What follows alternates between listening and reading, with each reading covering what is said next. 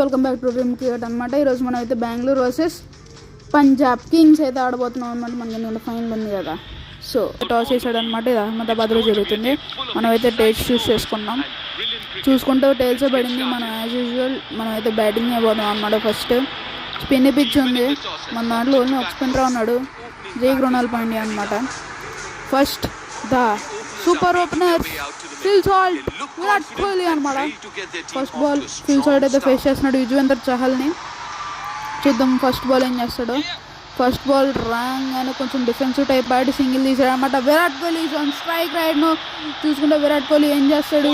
First ball ఏమైనా 6 కొడతాడా 4 కొడతాడా చూద్దాం. ఎందుకంటే ఇది ఫైనల్, ప్రెషర్ ఉంటుందా విరాట్ కోహ్లీ మీద చూద్దాం అనమాట. మనం ఏదో యుజ్వేంద్ర చహల్ వేస్తున్నాడు అనమాట మన విరాట్ కోహ్లీకి.